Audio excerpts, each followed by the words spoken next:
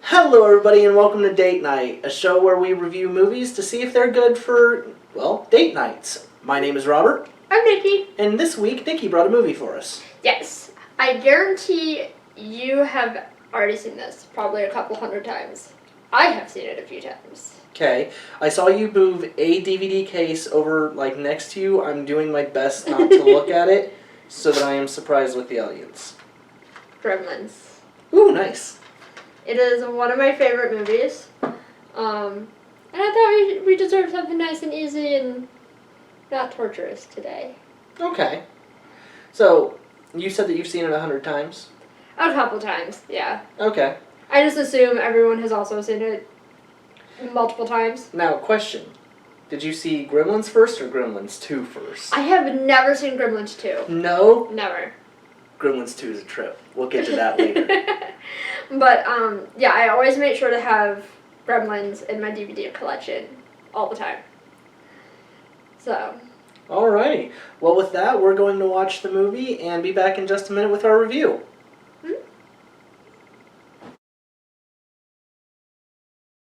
Alright, we just got done watching Gremlins. I am a huge fan of the Gremlins movies, both 1 and 2, for vastly different reasons. In this one, it has, while it maintains some comedic aspects, it very much is, I would consider, a horror movie. Although it is a Christmas movie, let me be clear, and I think that it's funny that my wife, right before Halloween, chose a Christmas movie, Christmas movie for us to watch. But yeah, this movie has some great horror elements in it. Body horror when you see, water get dripped on little Gizmo and, pustules on his back starting to writhe and all that. Great imagery. I took notes this time while watching because there's so much going on in this movie that things that really stood out to me, I wanted to make sure that I remembered when I spoke because I'm very burpy. Because I'm the one that edits these and I realize that I miss a lot of stuff and So, I'm just going to go through my notes real quick. The first note that I have, why is the dad narrating this? He's in the very beginning of the movie, the very end, and outside of that, he has nothing to do with the main plot at all. He's just the one that buys Gizmo from the Chinese shop. In my notes I have that Howie Mandel, which for whatever reason autocorrect changed to Howie Mandela Effect, voiced Gizmo, and Corey Feldman is in it. Billy, our main character, gets Gizmo as a Christmas gift, the little Mogwai, which is adorable. Super cute. If we didn't have Mogwai, we would never have gotten the Furby craze in the 90s. Just throwing it out there. We're introduced to Miss Deagle, who, and I'm going to read this directly from my notes. Mrs. Deagle is Satan. To quote Chucky, bitch got what she deserved. The Gremlins should have taken longer. Also, screw the guy in the bank that agrees with her. For whatever reason, there's a character introduced in the bank that I guess I remembered him being in more of the movie, and he's not. He's only in the first bank scene and the bar scene afterward, which introduces Kate a little more, the love interest of the movie. Judge Reinhold, and he's been in, everything he's been a super douche except for one movie that I can think of, and that was The Santa Claus. And those movies. And that, he plays a good guy. Everything else I've ever seen him in, though, he's a super douchebag, and this, no exception. Not gonna lie, I want a Mogwai. Who doesn't? You're insane if you say you don't. You don't like pretty things. The dad. Like I said, he disappears right after giving Billy Gizmo. He's going to an inventors convention. All of his inventions break. We don't, in any scene, see one of his inventions work. But the invention convention is really cool. For one reason. Everything around the dad is different props and costumes from old sci-fi movies.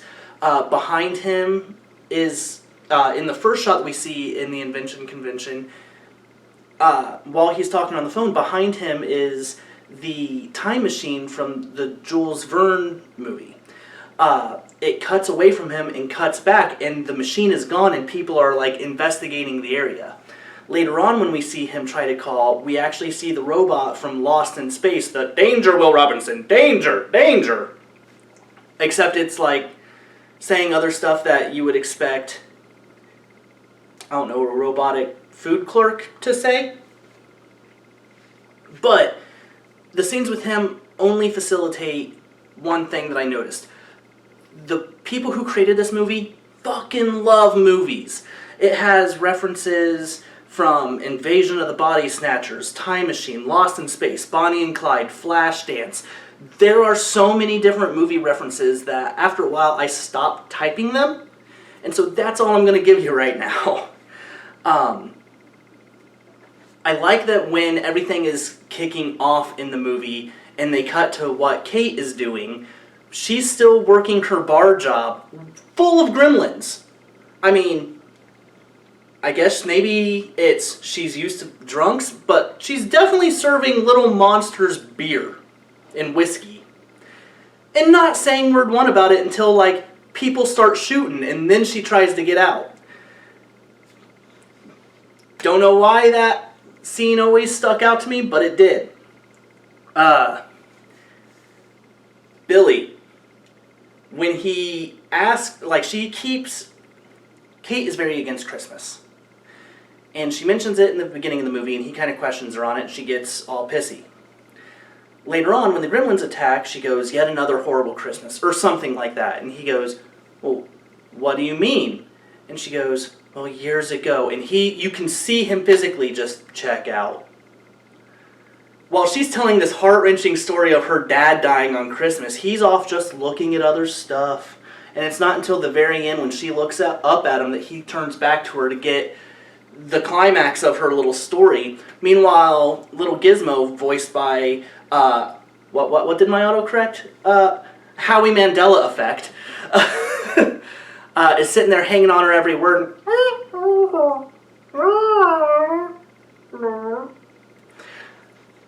Super cute.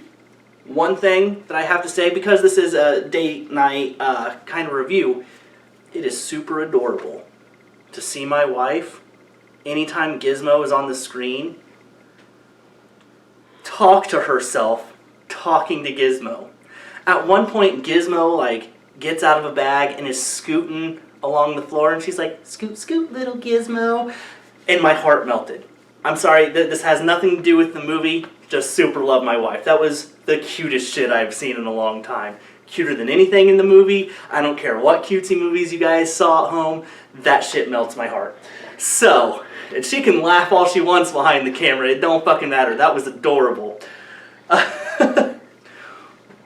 One shot that I thought was phenomenal is when they are in the theater and they're behind the screen of the theater and the movie cuts out for a second and the gremlins see their shadows behind the projection screen and they realize they're behind them, and then the camera cuts back to where they're at and you just see all of these shadows of the gremlins coming at them.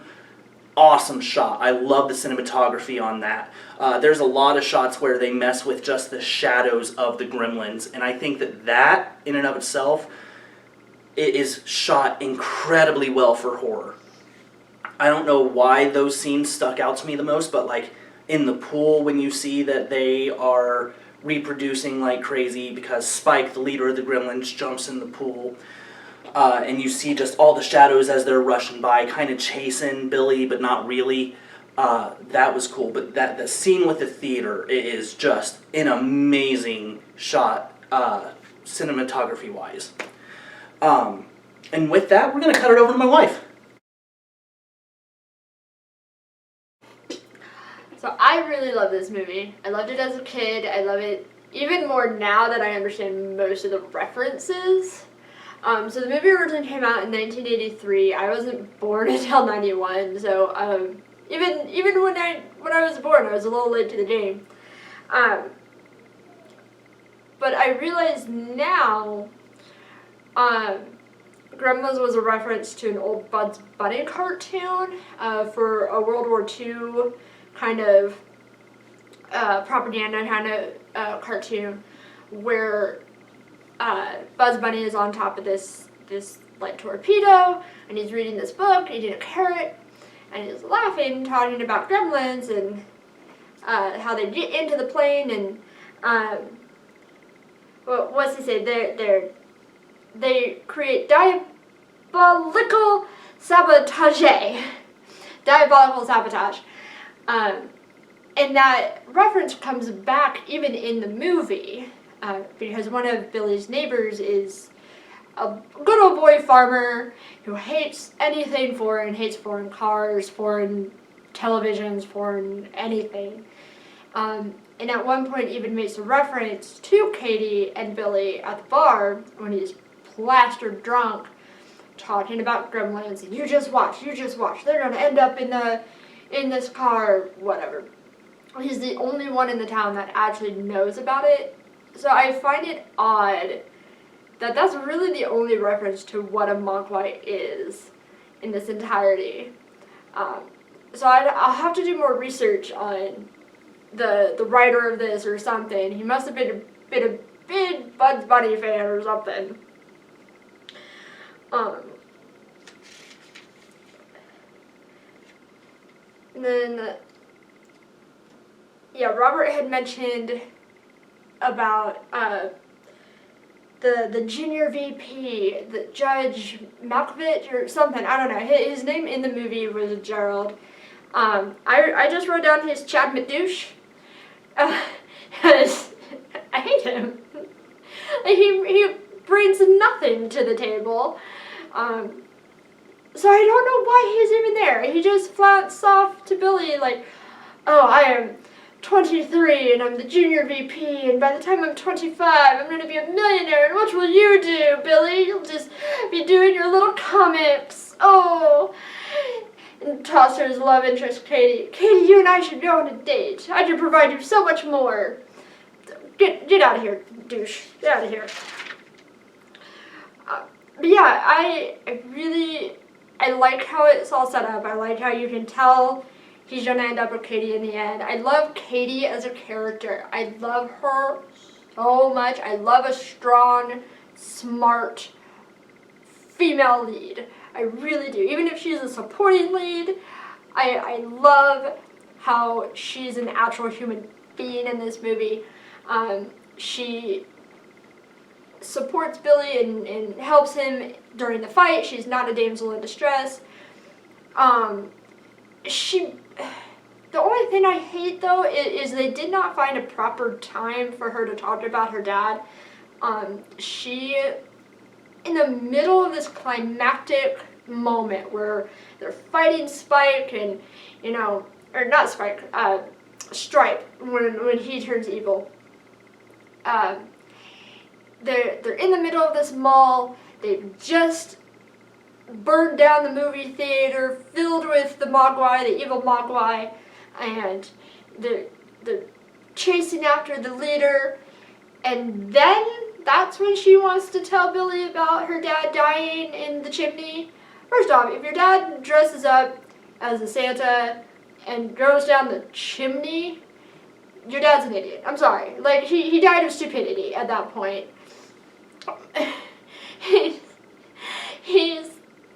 No. That's just such a weird story. It's a weird way for her dad to die. And there's a weird timing. And yeah, Billy didn't care at all. Billy did not care at all. He was just like, I'm gonna get the smart girl at the end of all this. She deserves better. She deserves a better story too.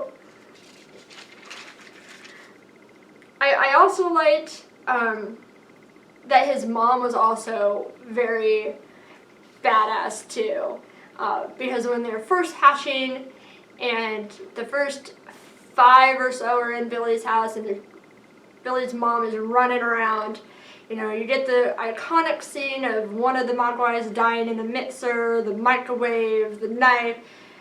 That's all happening in a minute. So they don't dwell on it too long. I love that. I love that not only was she very strong and independent and was like, nope, I don't care what these things are. They're getting out of my kitchen. They're going to stop eating my cookies. We're just going to go Rambo on them. I love that. I love that how badass they made a mother of all things. You don't really see that a whole lot in the older movies. You don't really see the strong, independent women anymore.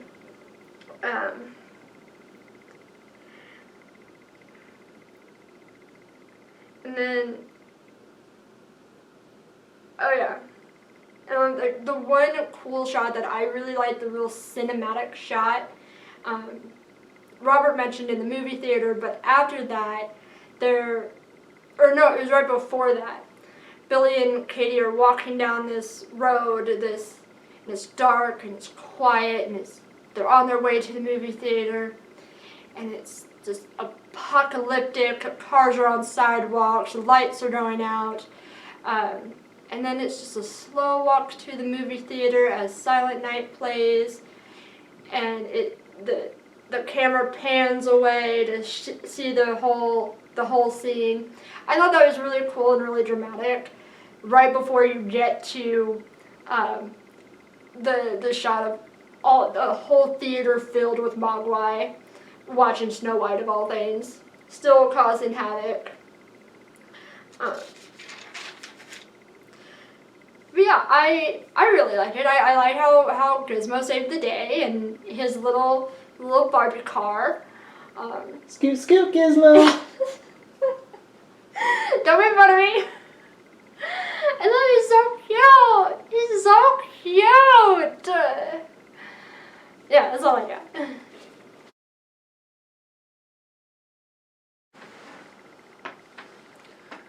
Okay, so, final thoughts.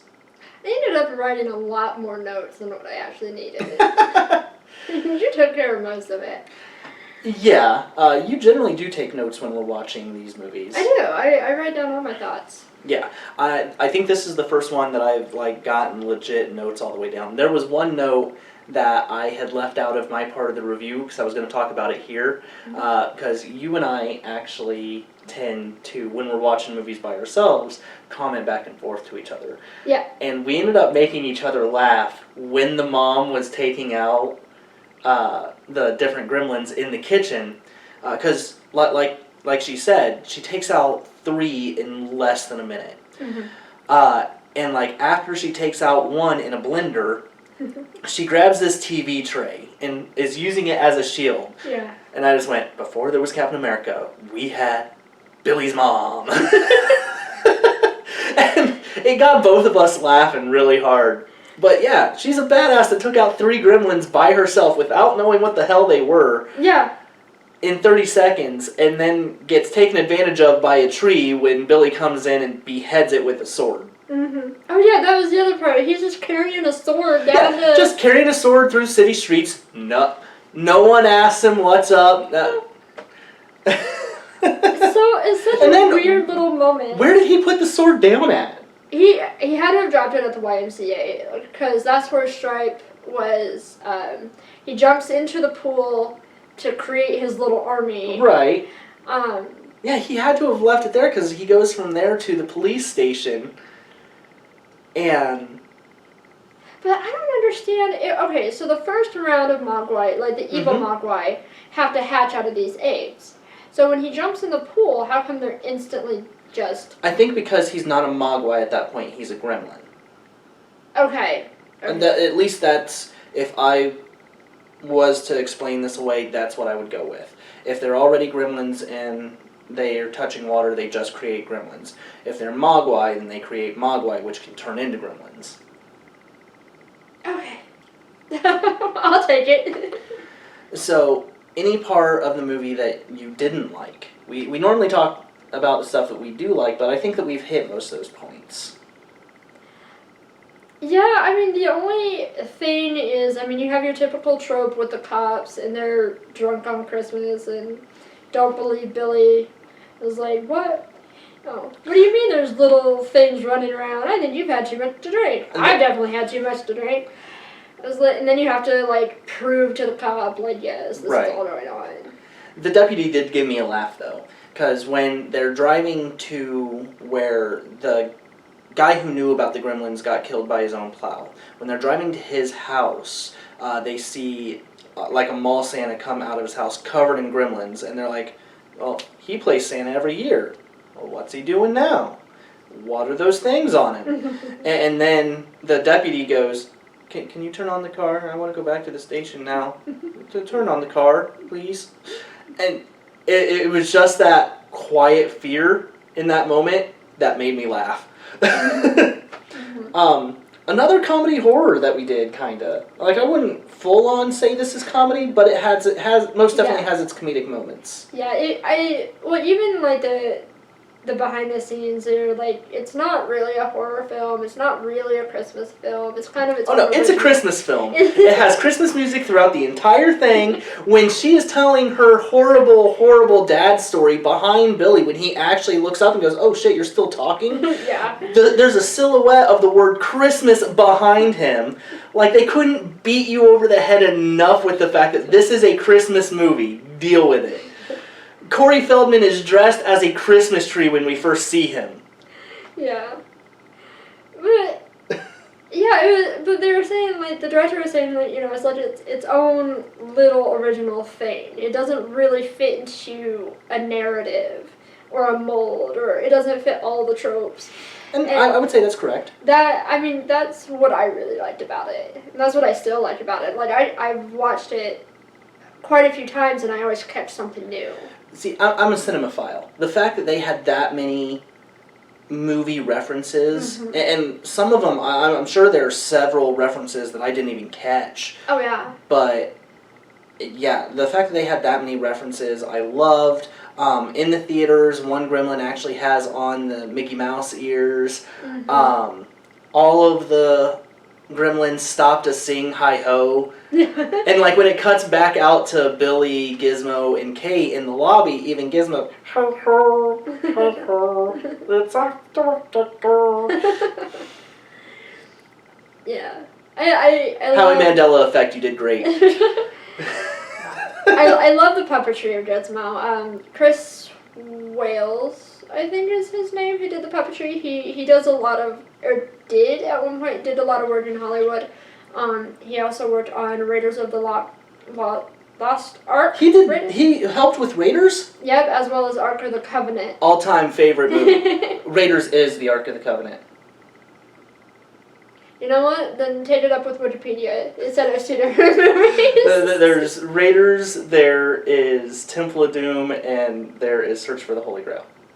Quest for the Holy Grail. Well, he worked on Ark. Yeah. It's just called Raiders of the Lost Ark. It's not even called Indiana Jones. Besides the point, we're doing Gremlins thing. You were actually saying that you wanted to look up the guy who created this and see what else he did. Mm-hmm. Well, he did, like, weird fetish horror porn for kids called Toy Soldiers. Yeah. You had me in the first half here. Like, he did Toy Soldiers, and if you don't think that is horror fetish porn for kids, you're wrong. There's an entire scene where, in that movie, I'm talking about a different movie than Gremlins right now, but the guy who created this movie where in one scene a young Kirsten Dunst is tied down by her own Barbies that are brought to life by these soldier toys that strip them naked, put something in their chest, electrocute them alive, and like put them in different like fetish costumes. I'm 100% serious here. I swear this isn't a fever dream. And then they attack and tie a very young Kirsten Dunst down until a guy can come in and save her. Because of course. Because of course. Oh. When is Kirsten Dunst outside of Interview with a Vampire not just a damsel in distress? Look at Spider-Man 1 through 3. Yeah. Yeah. And I love Spider-Man. I've never seen Toy Soldiers. We'll have to add that one to the list. We may. That's a rough one even for me. Yeah. But so, how would you rate? How would I date this movie? How would you rate Gremlins as far as a good date movie? Oh, definite 10 out of 10. Yeah? I like this one a lot better than the last one. Well, sorry. But I like this movie too. Yeah. Clue's better. I want to be clear about that.